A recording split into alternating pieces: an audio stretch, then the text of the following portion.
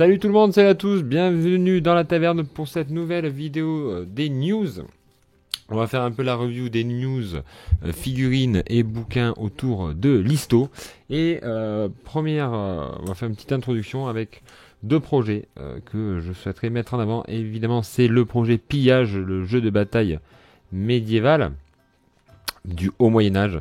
Donc Pillage, n'hésitez pas à aller voir donc sur la chaîne de Nodal Wargame, quelqu'un dont j'ai de nombreuses fois parlé, quand on faisait les lives, passait aussi dans les lives, n'hésitez pas à aller voir, c'est une très belle chaîne. Donc il y a très belle chaîne, et donc il y a le projet Pillage, un Pillage qui est un projet qui a annoncé depuis maintenant, dès le début de la chaîne, la chaîne était aussi à mon avis un support pour Pillage. Il y avait de nombreux tutos sur comment faire une chapelle, etc., ou des décors à pillage. Et bien là, voilà, on a la règle pillage. Voilà. Donc, qui est une règle d'escarmouche, vraiment, avec des petits formats. Je vous laisserai regarder. Il y a des vidéos qui ont été faites par des collègues youtubeurs.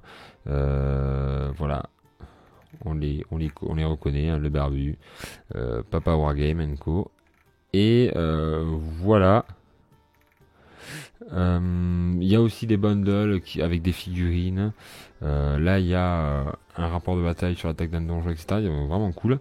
Les paliers, on est à 200. Donc actuellement, il y a le premier palier permet de financer l'impression et la production du livre de règles. Ça, c'est cool.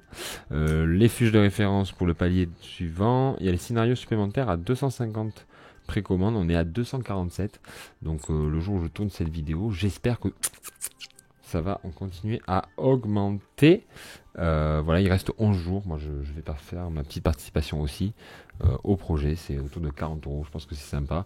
À mon avis, ça se situe un peu entre le jeu d'escarmouche et Saga, mais pas du tout en termes d'époque Saga, en termes de format, en termes de nombre de figurines. Et plutôt aussi un peu dans le jeu de rôle, dans le sens où c'est vraiment un scénario et vraiment tout un jeu autour d'objectifs. C'est pas que de la poutre, quoi. Donc ça c'est assez intéressant. Voilà. Le deuxième projet dont je voudrais vous parler, j'en ai fait une vidéo, c'est celui donc de Laurent Fabrega sur, alors peut-être que je vais vous le décaler un peu, voilà, pour que ça soit plus lisible puisque c'est Facebook. Donc c'est sur des fichiers 3D. Donc fichier 3D STL. Et donc le nouveau Kickstarter que va lancer Laurent, c'est sur tout simplement une ville en Normandie. Donc j'en ai fait la présentation, ça s'affiche normalement en haut à droite. Et là vous allez avoir un certain nombre de bâtiments typiques, on va dire, d'un village français de l'époque. Vous pouvez retrouver tout ça sur 3dforge.fr, donc on va aller voir directement sur le site. Alors actuellement il n'y a pas le Kickstarter encore qui est développé, mais il y aura des paliers qui vont vous être proposés. Tout d'abord, ça sera d'abord des fichiers imprimables, puis vous pourrez retrouver ces fichiers sur la boutique 3dforge. Il y a différents paliers, etc., etc. Lorsque ça va sortir, je vous détaillerai plus en détail ces différentes propositions qui vous sont faites. Mais voilà, il y a quand même de nombreuses. Donc là, c'est tout le travail qu'a déjà fait auparavant Laurent Fadaga. Et donc ça vous montre toute la qualité qu'il a déjà pu faire auparavant. Moi, je trouve ça vraiment très sympa. En plus, c'est français, c'est des projets français. Faut soutenir un peu les producteurs locaux. On a vu avec le Brexit que quand on commande un peu plus loin, ça commence à être un petit peu les ronds. Là, il y a des gens qui en France essayent de se lancer dans le monde de la figue, et je pense qu'il faut pas hésiter à les soutenir. Alors on n'a pas encore des gars qui font des figurines, mais il y a Esquisse qui fait de nombreuses figurines mais à impression 3D. Là voilà, ça c'est des décors impression 3D, ils sont quand même très jolis, je les ai eu en main pour certains d'entre eux, donc voilà, je vous invite à aller faire un tour et donc à soutenir à la fois le projet donc actuel de Nodal Wargame, mais aussi ce projet qui va bientôt arriver sur le village français de 3dforge. Donc vous voyez quand même c'est très quali. L'école, il y a vraiment tous les décors à l'intérieur en miniature. C'est pas simplement vous ouvrez, c'est vide. je vous invite à aller voir mes vidéos pour un peu plus d'informations et je suivrai ce projet et je vous donnerai aussi plus d'informations en temps voulu. Alors c'est parti, on va commencer avec les petites figurines. Un petit peu le mastodonte de la période, c'est Warlord qui nous a proposé un certain nombre de véhicules plastiques, ainsi que des escouades de Waypoint Team, donc des snipers, des lance-flammes, il me semble, des mortiers. Donc voilà, du flame au foie, du bolt action essentiellement, puisqu'il y avait eu quand même une grosse sortie tout autour de c'était Warlord Epic Battle, qui était sur la guerre de 30 ans et la guerre civile anglaise. Là c'est plutôt, ils reviennent aux fondamentaux avec du bolt action.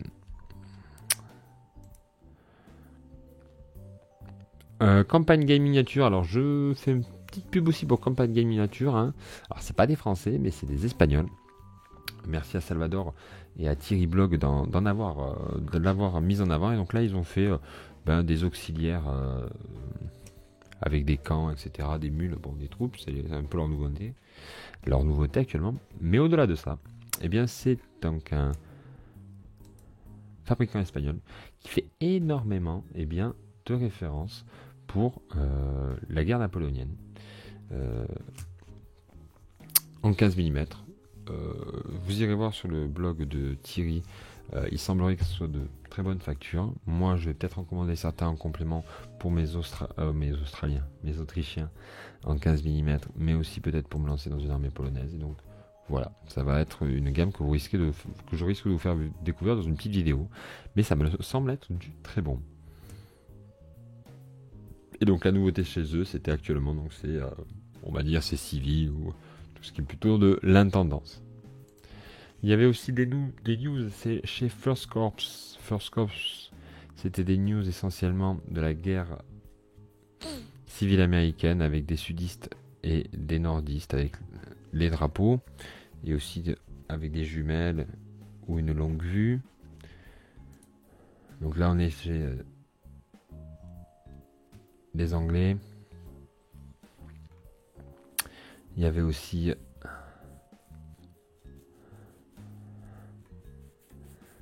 j'avais vu, voilà, c'était essentiellement de la guerre news, je me rappelle plus. Ouais, c'était de la guerre civile.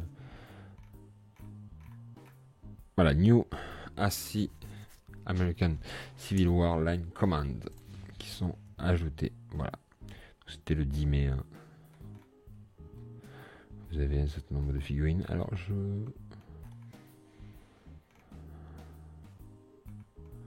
sympa, assez dynamique. J'aime bien celui avec le pistolet là. Celui-là, vraiment sympa. Donc voilà, First Corp qui propose donc des figurines de commandement de la guerre civile américaine. Ensuite, on se retrouve avec Cyborg, qu'on avait un peu découvert quand on avait fait les lives et qui faisait surtout du fantastique, des nains, etc. Et là, anglais, ils ont toute une gamme de polonais en 1,72e, polonais entre deux guerres. Voilà, donc assez sympa. Gamme très étendue. Hein.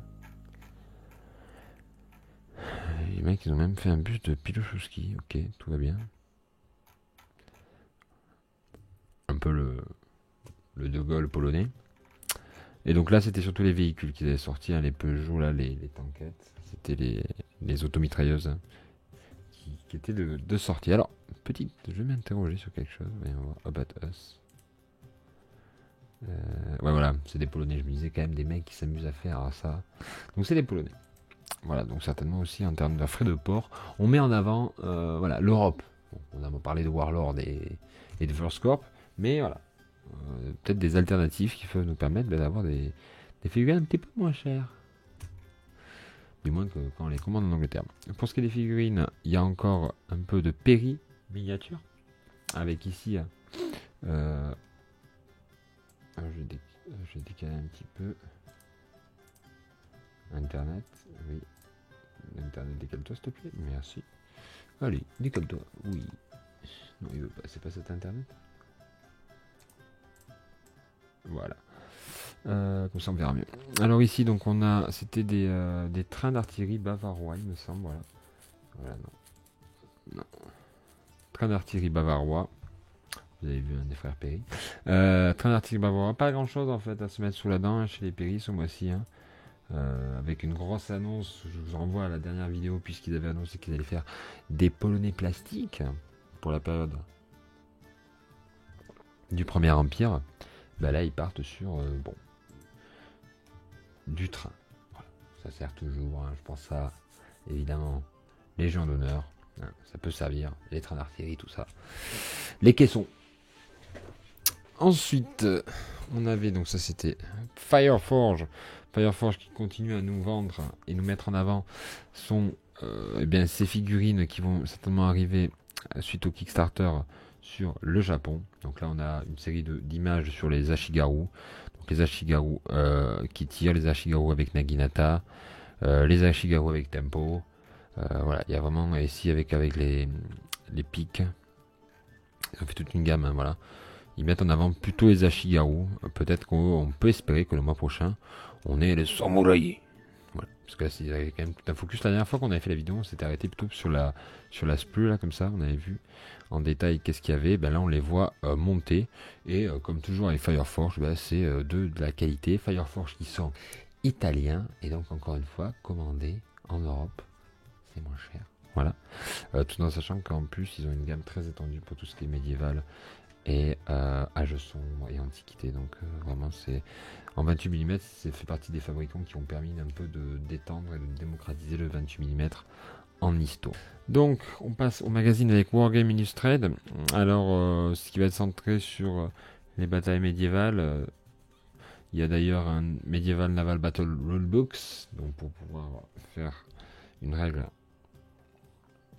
pour pouvoir faire ce type d'engagement. Vraiment la version digitale de Wargame Illustrated, je vous la conseille parce qu'elle a toujours des bonus et des fichiers en téléchargement. Là, ce mois-ci, c'est 3 figurines qui sont en téléchargement gratuit. C'est vraiment cool pour la version digitale. Alors moi, ce qui m'intéressait, c'était BritCon. Je l'avais fait, Manchester, il y a quelques années. Vous pouvez aller voir le petit vlog.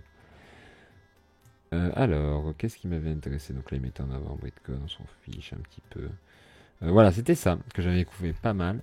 C'était jouer les mythes et les monstres de l'époque mythologique. Un peu, vous savez, comme les premiers péplums, je pense à... C'est pas celui où c'est avec... à Toison d'Or, là, c'est... Les Argonautes. Donc vraiment, voilà, c'est des visuels qui sont assez cool. Mais je crois que Warlord avait sorti quelque chose comme ça, un peu sur la mythologie. Donc ça m'avait intéressé cet article, j'avais bien aimé le lire. Donc ça c'était... Et il y a un article aussi où il vous explique comment monter un navire médiéval. Donc ça pourrait peut-être intéresser les bricoleurs du groupe. Donc là il y avait un petit rapport de bataille sur Desmond Hand. Clément, on doit toujours faire du Desmond Hand. Donc... on retient, voilà, c'était ça, il montrait comment faire un navire médiéval. Alors je vous dis pas que ce sera le plus beau de l'équipe, mais ça a le mérite d'exister, comme diraient certains. Donc voilà, ce navire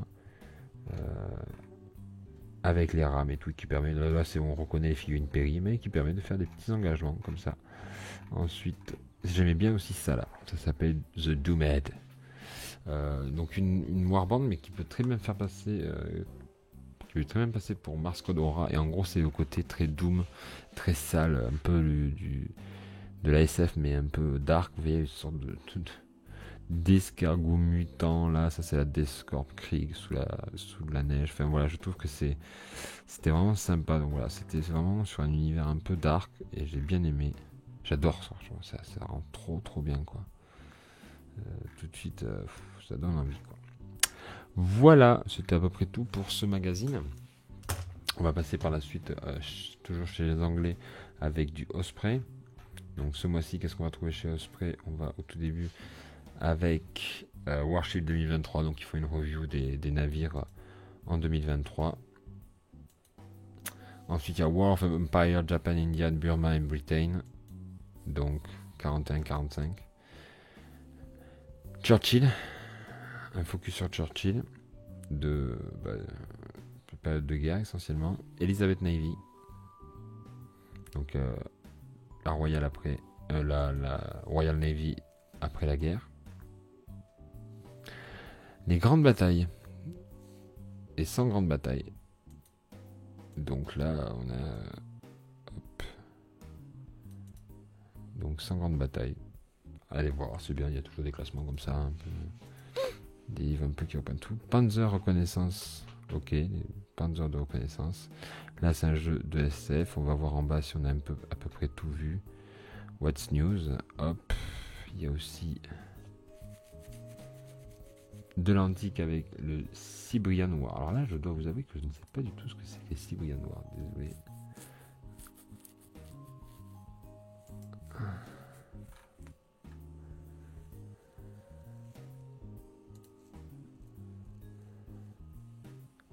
Ah d'accord, ok. C'est tribu germaine. Ok, je me disais. Tribu germaine. Là, on a de Ottoman Army 1820-1914. 1820-1914, ok, une période où on connaît assez peu, disons, l'Empire ottoman. D'ailleurs, ça pourrait intéresser notre cher Nicolas, un peu notre spécialiste de l'Empire ottoman dans le coin. Une période où l'Empire ottoman est face aux rébellions et aux indépendances dans les Balkans, la guerre de Crimée, etc. Ouais, c'est intéressant. Original. Chez Osprey. Ensuite, on a chez Elion Company, on a la bataille de course 1943. On a By Force and Arms, donc c'est le deuxième volume de l'Austrian Army durant la guerre de 100 ans. We Have to Die in Piémont, la bataille donc durant la guerre de succession d'Autriche, certainement la France contre les Autrichiens. Donc c'est intéressant, ça pourrait nous intéresser, ça dit donc. Pour le projet du club, vous savez, on est en train de monter un projet sur la guerre de 7 ans. Enfin, guerre de 7 ans, guerre de succession d'Autriche, guerre de succession d'Espagne, un peu tout le siècle de ce qu'on appelle les guerres en dentelle. To Conquer and Keep, donc Suchet, la guerre en Espagne 1809-1814, ok. Je crois que c'est tout ça, on les avait vus. German Peasant War, ok. City Horse, les milices londoniennes durant la guerre civile anglaise. Les armées de l'Italian State, ah intéressant, 660-690. Assez méconnu, hein, souvent les armées italiennes de l'époque, ça c'est au tout début du règne de Louis XIV. Donc il y a quelques. Et après des bouquins un peu plus modernes. Chez Elion Compagnie, je vérifie qu'il n'y ait pas de nouveaux ajouts. Mais non, c'est ce que j'avais déjà commencé à voir. On va chez les lectures de l'IHEDN, qui est l'Institut l'Institut des hautes études de défense nationale. Donc bon, c'est là où sont formés une partie de nos futurs officiers, nos visages de la guerre. Je voulais vous montrer ceci parce qu'en fait, je crois que ça reprend, voilà, le reflet de la modernité.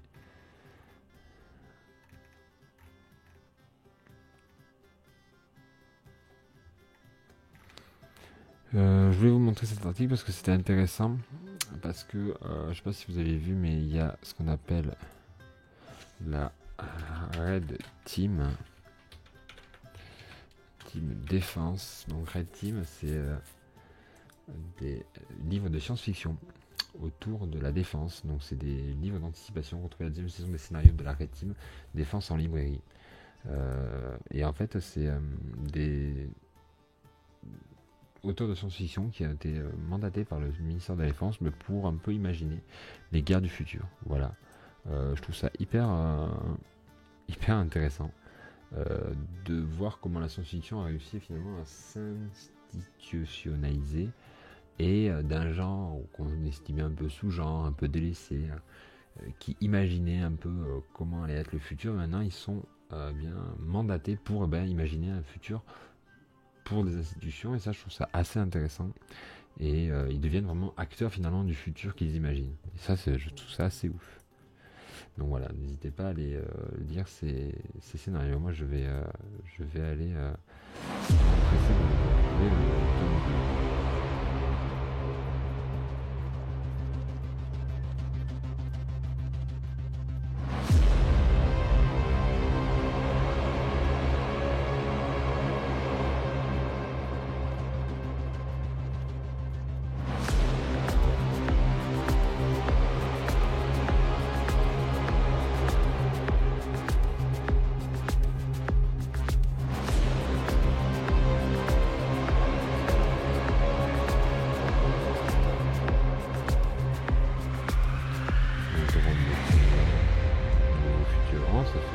Ça fait stylé.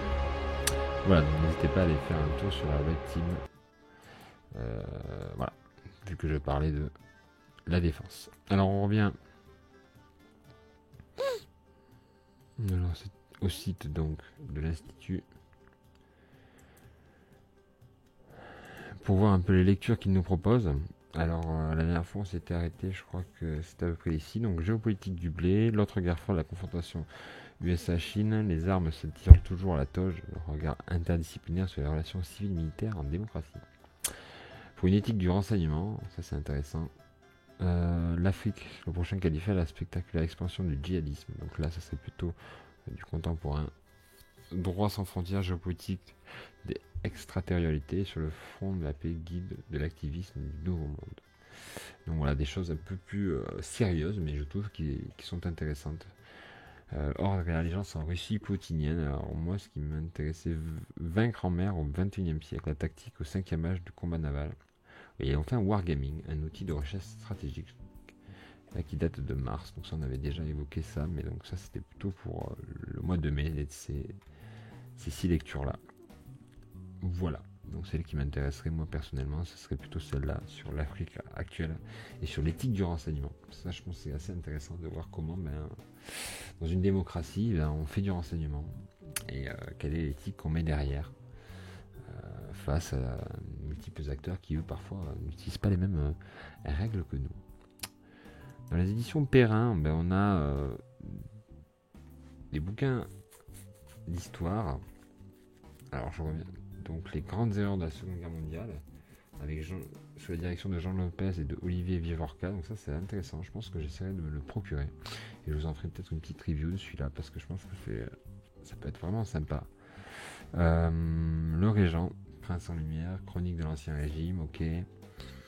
Cardinal de Retz, là on a les Roosevelt, la Finlande dans la Seconde Guerre mondiale. Vous savez que Finlande, ils ont un peu dicté du côté des deux camps, et que ce soit face aux Allemands ou face aux Russes, difficile d'aller les déloger, les Finlandais.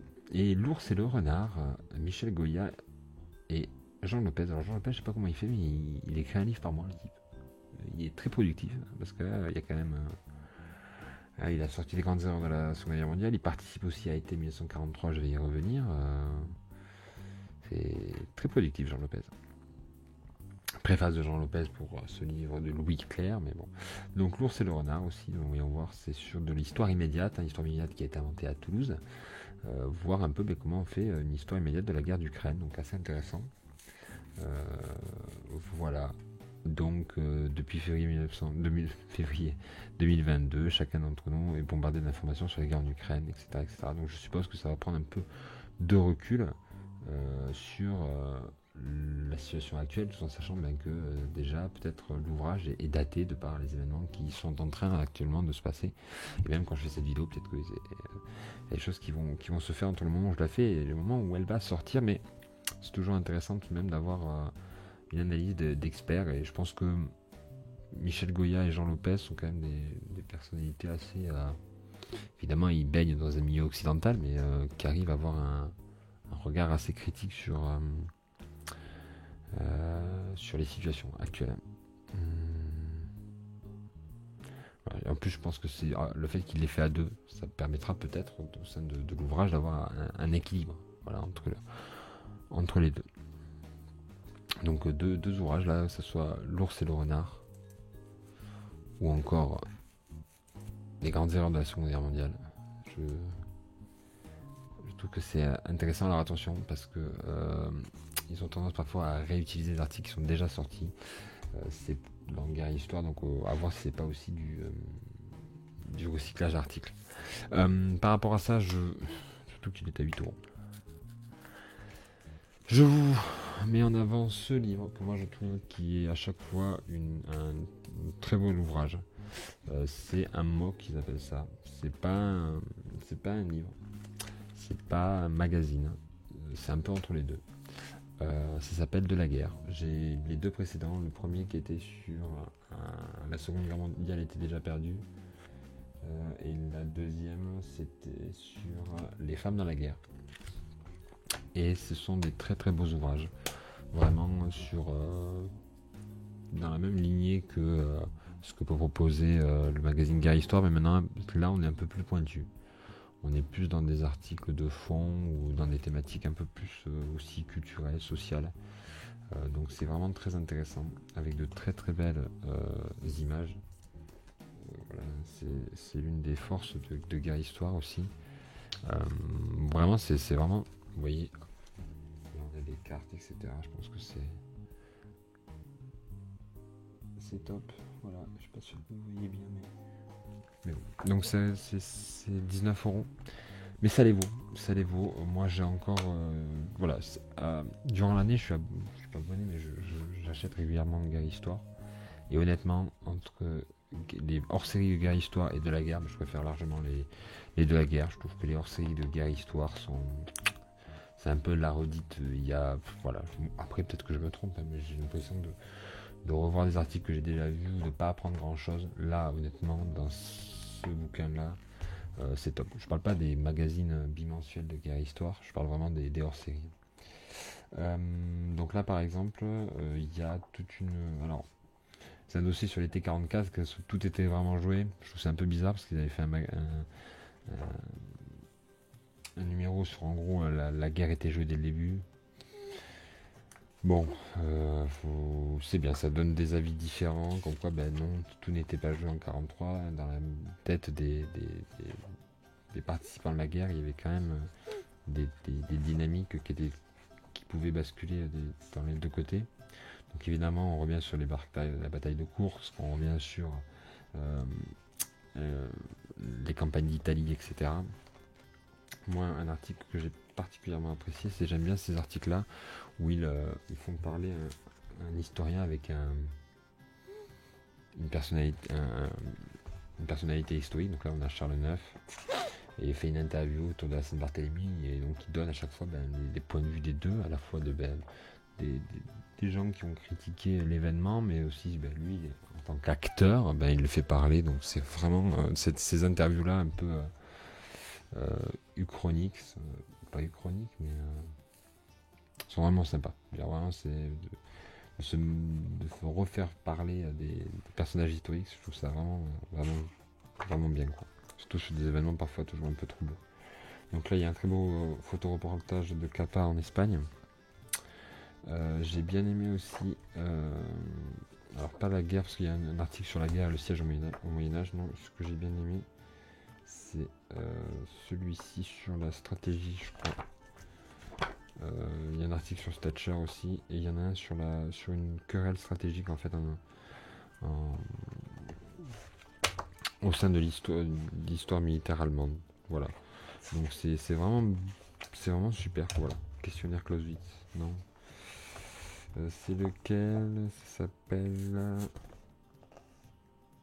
Voilà, une querelle allemande. 86, attrition contre anéantisme. Voilà. Donc vous savez, c'est cette querelle allemande qui a en gros la bataille décisive, etc. Donc voilà, c'est ce monsieur qui a créé la polémique en Allemagne. Voilà, donc je ne peux que vous conseiller d'acheter ce très bel ouvrage des éditions Perrin. Mais là, on y retrouve encore Jean Lopez. De la guerre, été 43. La guerre était-elle vraiment jouée? Voilà, j'ai été un peu long, peut-être ça fait une trentaine de minutes, mais ça vous fait un petit panel de tout ce qu'on a eu ce mois-ci. N'hésitez pas à me dire si vous avez apprécié cette vidéo, likez, partagez, mettez un petit commentaire, dites-moi qu'est-ce que vous allez prendre parmi tout ce que je vous propose, tout ce que je vous ai mis en avant. Voilà, qu'est-ce que vous avez plu, qu'est-ce Qu'est-ce que j'ai oublié peut-être aussi comme sortie de ce mois-ci? Moi je vous dis donc à très vite sur la taverne et au mieux. Au mois prochain. Allez, ciao.